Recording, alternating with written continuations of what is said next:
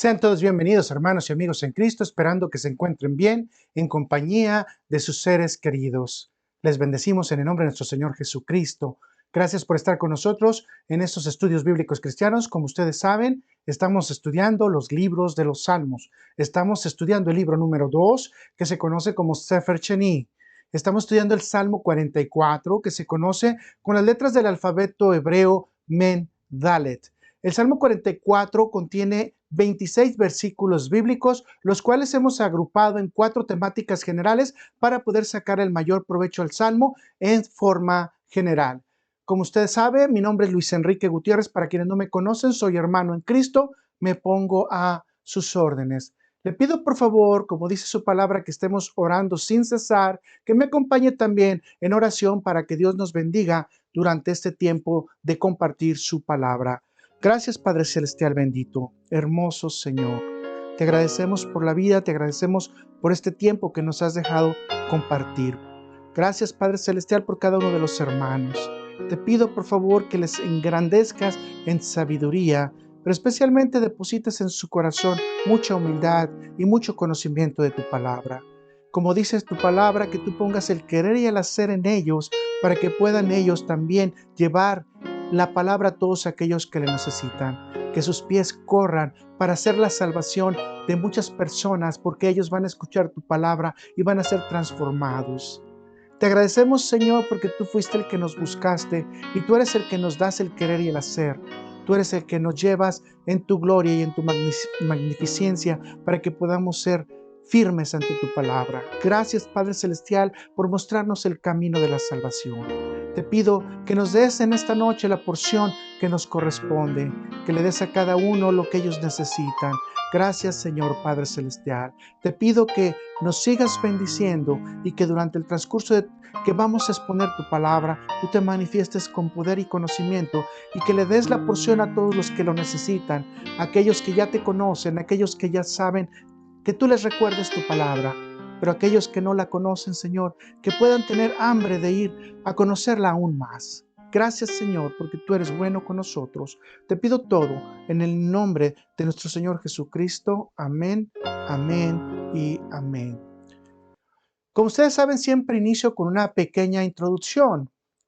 El Salmo 44 tiene varios retos de interpretación y confirma varios principios bíblicos que los creyentes debemos de aprender para ponerlos en práctica y ejercitar la paciencia por medio de la fe, especialmente cuando estemos pasando situaciones difíciles o situaciones en las cuales nosotros no tenemos el conocimiento suficiente para explicarla, pero que sabemos de antemano que es buena porque la está llevando nuestro Señor.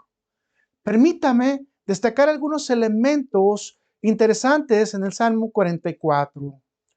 El Salmo 44 es el primer salmo con la primera oración de súplica en el Salterio, en donde interviene el pueblo o la comunidad, o lo que también se conoce como asamblea. Además, la estructura del Salmo 44 es semejante a los Salmos 60, 74, 80 y 85, que describen los retos a enfrentar después de la derrota de la nación. La información del Salmo no muestra los suficientes elementos para situar cuál guerra fue. Sin embargo, algunos expertos suponen que esto ocurrió durante los tiempos de la invasión de Asiria. En este Salmo se enfatiza que el pueblo ha sido fiel y sin embargo está sufriendo de una derrota, además de que Dios ha ocultado su rostro de ellos. Pablo, por su parte, cita parte del Salmo 44 para enfatizar que la iglesia también está sufriendo persecución, estando y llevando los principios de Dios, y aún estando en rectitud, la iglesia está enfrentando persecución. El Salmo contrasta con el honor de la victoria guiada por Dios y la vergüenza de la derrota por la cual serán juzgados los pueblos y la iglesia pensando que han caído en pecado. En forma general, el Salmo 44 es una enseñanza que compara la posición de fortaleza del pueblo mientras la mano de poder de Dios los sustentó en relación con el sentimiento de ser desechados por Dios y los sufrimientos presentes que están pasando. Con esto llegamos a una importante enseñanza que debemos de poner mucha atención.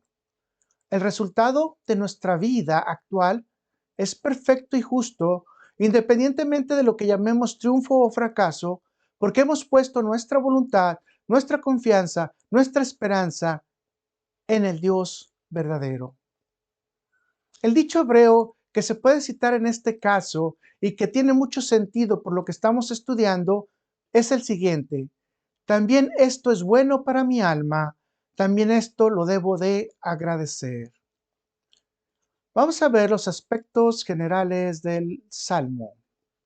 Acompáñenme, ya están en su pantalla y iniciamos con el autor. El Salmo acredita a los hijos o descendientes de Coret como los autores. Sin embargo, algunos discuten que el Salmo fue escrito por un rey. Esto se basa en la estructura del Salmo, el cual mantiene una alternancia entre los pronombres entre yo y nosotros, en concreto entre el rey y su pueblo. Esto lo ubicaría como un salmo anónimo. Respetando las estructuras y las formas de los salmos anteriores, el salmo confirma que uno de los descendientes o cantantes de Coret fue el autor del Salmo 44. La fecha es otorgada el 710 a.C. Sin embargo, muchos discuten que el Salmo fue escrito durante la invasión asiria, como lo habíamos mencionado anteriormente, que esto se encuentra dentro de la época de Ezequiel, y esto sería aproximadamente entre el año 593 y 571 a.C. El Salmo es un masquil, como ya lo hemos estudiado, es decir, es una instrucción, enseñanza u oda didáctica. El participante es el director sinfónico. Acompáñenme ahora a ver la temática. La temática la marcan los cambios hechos por el salmista. La tenemos ahí en la pantalla. Número 1. Recuerdo de la gloria divina alcanzada. Número 2. La dolorosa realidad, desechados y avergonzados. 3. Lealtad a Dios y la declaración de inocencia. 4. Solicitud de la ayuda divina. Vamos a pasar entonces inmediatamente al tema número 1, que dice de la siguiente manera: el recuerdo de la gloria divina alcanzada. Muchos de nosotros vivimos en esas glorias alcanzadas y en ocasiones no entendemos por qué nuestro presente no sigue teniendo esas glorias, pero en Cristo Jesús siempre vamos a tener las glorias. Así que vamos a leer el Salmo 44 del versículo 1 al versículo 8 y dice así: al músico principal, masquil de los hijos de Coré. 1. Oh Dios, con nuestros oídos hemos oído, nuestros padres nos han contado la obra que hiciste en sus días en los tiempos antiguos. Tú con tu mano echaste las naciones y los plantaste a ellos, afligiste a los pueblos y los arrojaste, porque no se apoderaron de la tierra por su espada, ni su brazo los libró, sino tu diestra y tu brazo y la luz de tu rostro, porque te complaciste en ellos. Tú, oh Dios, eres mi rey. Manda salvación a Jacob. Por medio de ti sacudiremos a nuestros enemigos. En tu nombre hollaremos a nuestros adversarios, porque no confiaré en mi arco, ni en mi espada me salvará. Pues tú nos has guardado de nuestros enemigos y has avergonzado a los que nos aborrecían. En Dios nos gloriamos todo el tiempo y para siempre alabaremos su nombre. Shelah. El punto de partida de estos versículos es vital y se refiere directamente a la instrucción que debe de transmitir los padres a los hijos en relación con la intervención de Dios en sus vidas. Vamos a ver esto en Éxodo capítulo 10, versículo 1 y 2. Jehová dijo a Moisés: entra a la presencia de Faraón, porque yo he endurecido su corazón y el corazón de sus siervos, para mostrar entre ellos estas mis señales. Y para que cuentes a tus hijos y a tus nietos las cosas que yo hice en Egipto, para que cuentes a tus hijos y a tus nietos las cosas que yo hice en Egipto y mis señales que hice entre ellos, para que sepáis que yo soy Jehová. La instrucción de Dios debe ser transmitida por los padres a los hijos, porque estos son la fuente de credibilidad directa. En el primer versículo, el salmista está haciendo alusión a lo que se conoce como la ley oral, que es transmitida de padres a hijos a través de las diversas generaciones. Esto confirma la obligación de los padres de enseñar las maravillas de Dios a las nuevas generaciones. El salmista nos instruye que debemos de enseñar las verdades de Dios a nuestros hijos para que se desarrollen en un sentido de confianza total y que crean en todo lo que el Creador les ha dicho, porque Él es el Creador del universo. El salmista consecuentemente nos dice que debemos de traer a la memoria todo lo que se ha aprendido, que Dios siempre ha dado sanidad, salvación y triunfo cuando ha habido tiempos de angustia y el pueblo ha estado bajo su gracia. En concreto, el poder divino protege a su pueblo de quienes confían en el Dios invisible.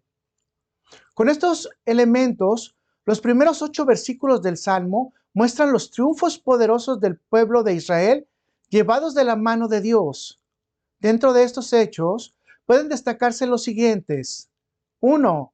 Los milagros de la salida de Egipto.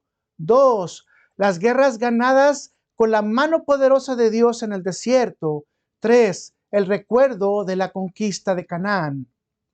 Todas estas victorias tienen como elemento común el ser ganadas por la intervención divina. El salmista utiliza la siguiente metáfora que la hemos leído en el versículo 2 y 3. Tú con tu mano echaste las naciones y las plantaste a ellos, afligiste a los pueblos y los arrojaste, porque no se apoderaron de la tierra por su espada, ni su brazo los libró, sino tu diestra y tu brazo y la luz de tu rostro, porque te complaciste en ellos. El salmista destaca que la mano y el brazo de Dios intervinieron. Esto nos ayuda a entender que Dios intervino con su energía y con su poder para ejercer su voluntad y obtener la conquista. El salmista está destacando que las victorias obtenidas no se deben al poderío militar de Israel, sino a la intervención divina. Veamos un ejemplo de esto en la descripción de Moisés cuando terminaron de cruzar el Mar Rojo, en donde todos estamos familiarizados de que obviamente el pueblo de Egipto fue ahogado. Veamos lo que dice Éxodo, capítulo 14, versículo del 30 al 31. Así salvó Jehová aquel día a Israel de mano de los egipcios. Y podemos subrayar, así salvó aquel día a Israel de mano de los egipcios, confirmando que Dios es el que puso su mano. E Israel vio a los egipcios muertos en la orilla del mar. Esto es decir, fueron testigos. Y vio Israel aquel grande hecho que Jehová ejecutó contra los egipcios, y el pueblo temió a Jehová, y creyeron a Jehová y a Moisés, su siervo. En el mismo sentido, debemos enfatizar que Israel no tomó posesión de la tierra de Canaán por la fuerza o por iniciativa personal para desterrar a las 7 naciones que habitaban en ella, sino que Dios les otorgó la tierra y la perpetua posesión de esta por decreto divino. Así que Israel solo siguió el mando divino para poder entrar a la tierra de Canaán que Dios le dio como heredad, una tierra que emanaba leche y miel. La prueba la podemos obtener en la conquista de Jericó, en el capítulo 6 de Josué, que usted lo puede leer. El muro que rodeaba la ciudad, como usted puede recordar, lo derrumbó Dios para que pudieran pasar los israelitas a tomar la ciudad. Esto nos habla de la autorización de Dios que había dado al pueblo y para poder lograr la conquista, no porque el pueblo lo decidió, sino porque Dios se los había otorgado. Concretamente entonces, Israel está recordando en este momento, durante el proceso del Salmo 44, número uno, no es su habilidad lo que posibilitó el vencer al ejército más poderoso del mundo, en este momento era Egipto.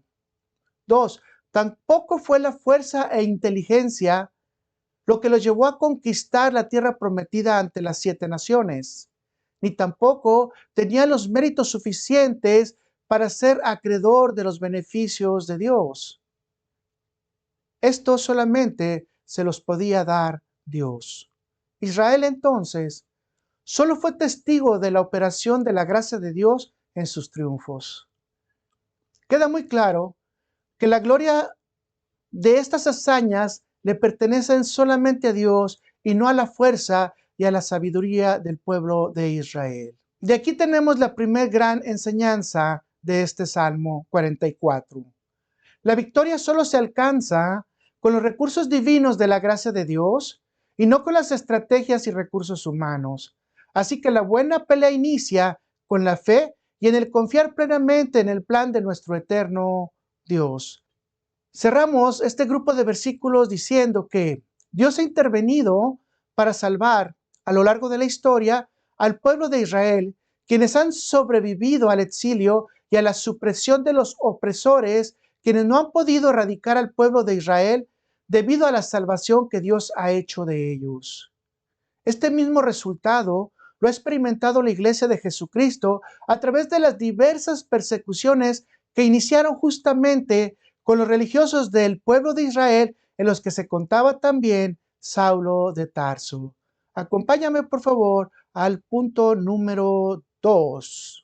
La dolorosa realidad, desechados y avergonzados. ¿Cuántas veces nos hemos puesto en esta posición en las que pensamos que Dios nos ha desechado y nos está avergonzando y nosotros creemos que estamos haciendo todo correcto? Leamos lo que dice el Salmo 44 del 9 al 16. Dice, pero nos has desechado y nos has hecho avergonzar y no sales con nuestros ejércitos. Nos hiciste retroceder delante del enemigo y nos saquean para sí los que nos aborrecen. Nos entregas como ovejas al matadero y nos has esparcido entre las naciones. Has vendido a tu pueblo de balde, no existe ningún precio. Nos pones por afrenta de nuestros vecinos, por escarnio y por burla de los que nos rodean. Nos pusiste por proverbio entre las naciones. Todos al vernos menean la cabeza. Cada día mi vergüenza está delante de mí, y la confesión de mi rostro me cubre, por la voz del que me vitupera y deshonra, por razón del enemigo y del vengativo. La palabra pero del versículo 9 indica el contraste entre los triunfos pasados y la realidad presente. La dolorosa realidad es que Israel había sido derrotado, dispersado y reprochado. Estos versículos muestran la sorpresa de sentir que el Señor Todopoderoso los abandonó, entregándolos en manos de sus enemigos, y son testigos de la destrucción de sus pertenencias. El salmista describe 3 elementos de esta derrota. Número 1, la ayuda de Dios nunca llegó. Número 2, tuvieron que retroceder. Número 3, perdieron sus pertenencias y bienes. El salmista tiene que aceptar que el resultado de la derrota fue que los pueblos triunfadores se burlaran de ellos y escarnecieron al pueblo. Ante esta situación, el salmista clama para pedir en su auxilio la intervención divina.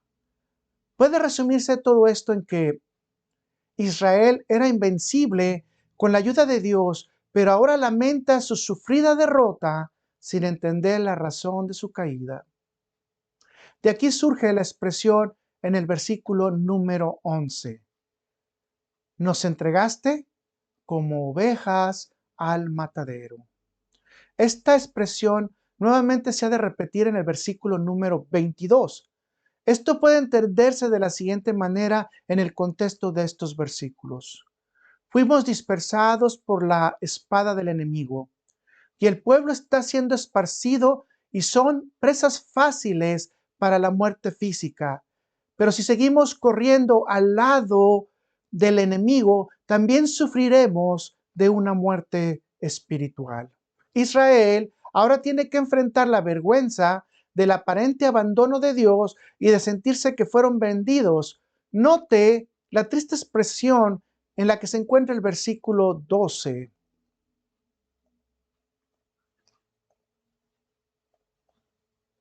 ¿Has vendido a tu pueblo de balde? No existe ningún precio. El salmista está expresando su dolor de que Dios los vendió por el precio de nada al exilio y las naciones del mundo los recibieron de manera gratuita.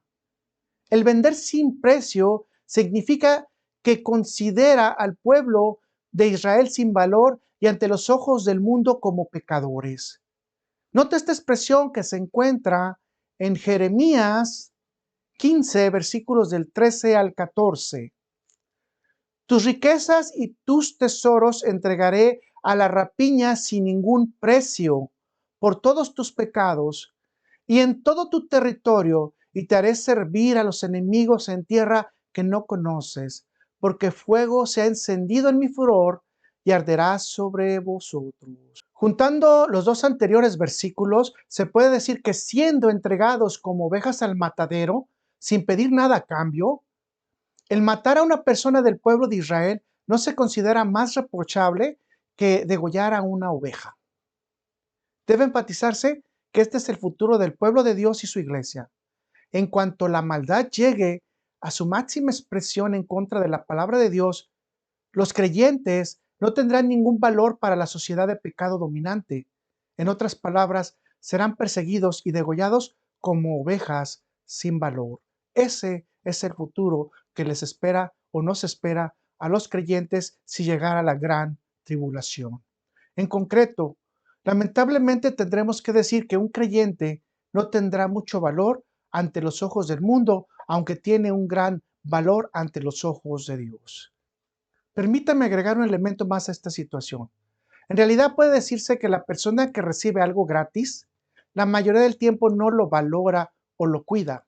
En este sentido, el salmista replica a Dios diciéndole: a nuestros nuevos dueños no les importamos porque se burlan de nosotros y nos dan un trato cruel porque no invirtieron nada en nosotros.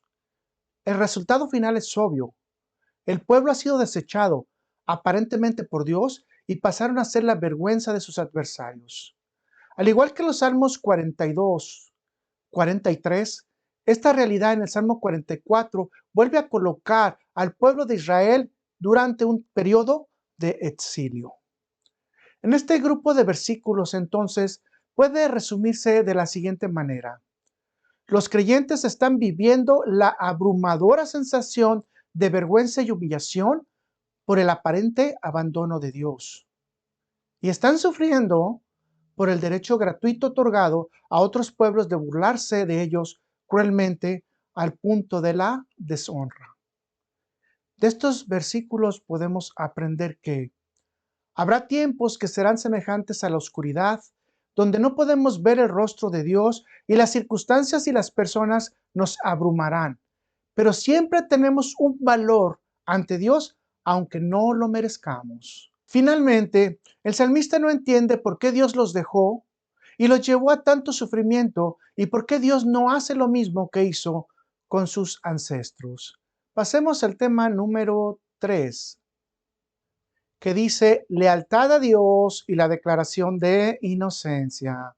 Lealtad a Dios y la declaración de inocencia. Y dice, Salmo 44, versículos del 17 al 21. Todo esto nos ha venido y no nos hemos olvidado de ti. Y no hemos faltado a tu pacto. No se ha vuelto atrás nuestro corazón, ni se ha apartado de tus caminos nuestros pasos, para que nos quebrantes en lugar de chacales, y nos cubriste con sombra de muerte. si nos hubiéramos olvidado del nombre de nuestro Dios o alzado nuestras manos a Dios ajeno? ¿No demandaría Dios esto? Porque Él conoce los secretos del corazón. El inicio de estos versículos, el salmista destaca el cumplimiento del precepto citado en Deuteronomio, versículo 6 del 10 al 13, que se convierte en una promesa de Dios. Cuando Jehová tu Dios te haya introducido en la tierra que juró a tus padres, Abraham, Isaac y Jacob, que te daría en ciudades grandes y buenas que tú no edificaste, y casas llenas de todo bien que tú no llenaste, y cisternas cavadas que tú no cavaste, viñas y olivares que no plantaste, y luego que comas y te sacies. Cuídate de no olvidarte de Jehová que te sacó de la tierra de Egipto, de casa de servidumbre. Además agrega valientemente, no te hemos olvidado, no hemos fallado a tu pacto. Evidentemente, a diferencia de las angustias mencionadas en los Salmos 38 y 39, las que aparecen en el Salmo 44 no se deben al pecado. Israel confirma su pacto con Dios aún ante las difíciles circunstancias que está pasándolas sin entenderlas y a través de lo que ellos están mencionando sin merecerlas.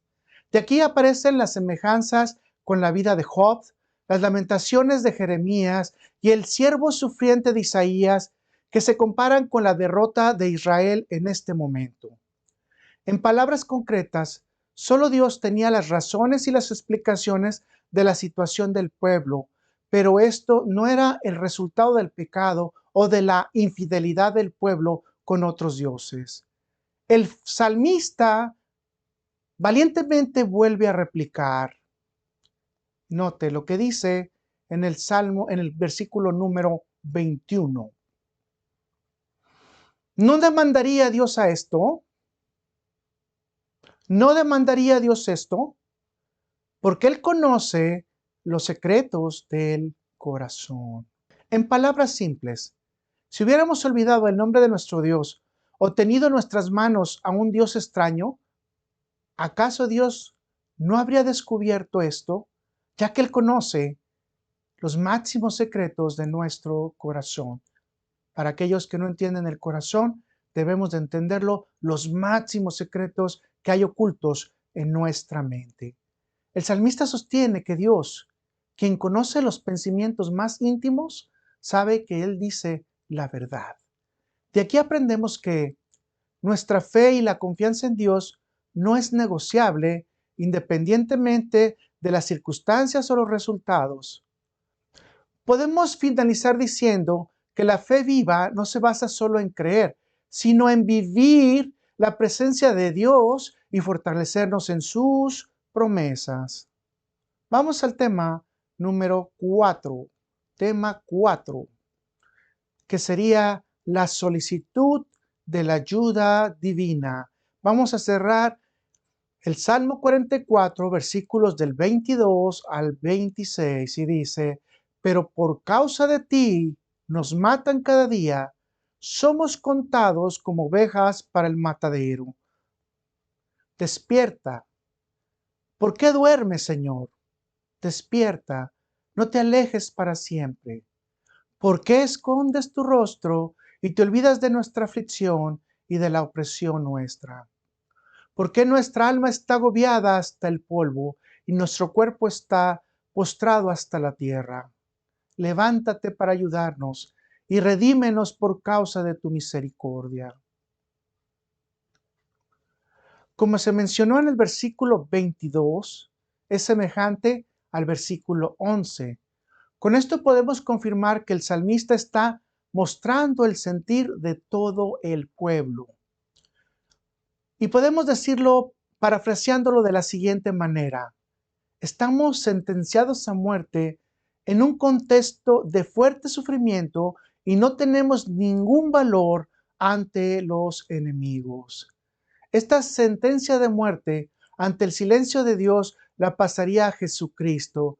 Acompáñame a ver la profecía en Isaías, 53, versículo 7. Angustiado él y afligido, no abrió su boca. Como cordero fue llevado al matadero, y como oveja delante de sus trasquiladores, enmudeció y no abrió su boca.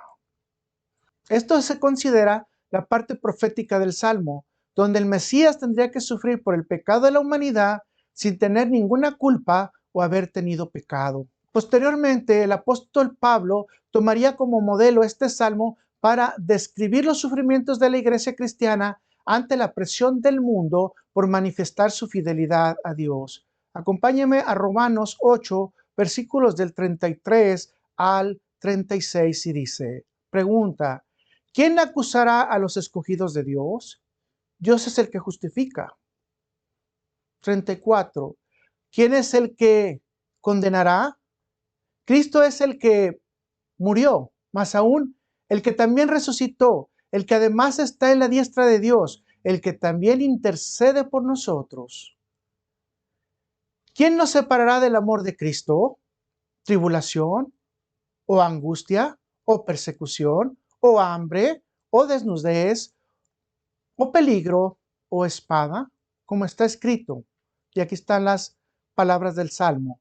Por causa de ti, somos muertos todo el tiempo, somos contados como ovejas de matadero. Cada día, el mundo irá ganando terreno en contra de la iglesia de Jesucristo. Así que el Salmo 44 puede ser un modelo de los sufrimientos que pueden venir a causa de la persecución de la fe. Sin embargo, Jesucristo nos da un gran aliento. Veámoslo en Mateo 5, versículos 11 y 12. Bienaventurados sois cuando por mi causa os vituperen y os persigan y digan toda clase de mal contra vosotros mintiendo. Gozaos y alegraos porque vuestro galardón es grande en los cielos, porque así persiguieron a los profetas que fueron antes de vosotros. Debemos, consecuentemente, aprender a orar a Dios en todas las situaciones de crisis, de persecución, de confusión, cuando nos ataquen física y verbalmente, porque Dios siempre nos estará escuchando. Debemos de tener la confianza de que Dios nunca oculta su rostro y que nunca Dios tarda en traer su ayuda. El salmista vuelve a hacer la reiteración de la oración. Señor, enséñame tu rostro. El salmista apela al amor y a la misericordia de Dios ante la gran tribulación. Y recordemos que nosotros como cristianos pasaremos una gran tribulación. De aquí aprendemos que la tribulación es parte de la carrera de la fe y tenemos que aprender a pelear la batalla solamente bajo la instrucción y la gracia de Dios. Sabemos con el ejemplo de Elías que Dios nunca duerme, pero sí esperamos que manifieste su poder para poder ser confirmados como sus enviados en su protección y su amor. Pasemos entonces a ver las preguntas que acompañarán a este salmo. Pregunta número 1. ¿Qué estamos haciendo en nuestras casas y en la iglesia local para enseñar a nuestros hijos las maravillas y la fe en Dios? 2. ¿Cuál es su reacción cuando todo parece indicar que Dios ha escondido su rostro de usted? 3. ¿Por qué piensa que Dios permite las derrotas? 4. ¿Cuál sería su modelo de oración si Dios no está respondiendo a su situación tomando el modelo del Salmo 44? 5. ¿Podría usted, como el salmista, decir a Dios, tú conoces mi corazón y sabes que te hemos sido fieles? 6. Ante las situaciones adversas, ¿es válida la queja? 7. ¿Qué hace con alguien que piensa que Dios le ha olvidado? 9. ¿Cómo aplica este salmo a la vida terrenal de Jesucristo?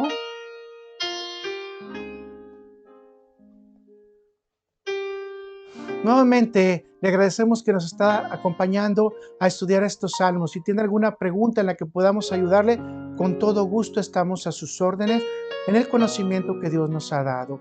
Gracias por mantenernos apoyando en este estudio juntos. le agradecemos y que en el nombre de nuestro Señor Jesucristo les bendiga grandemente.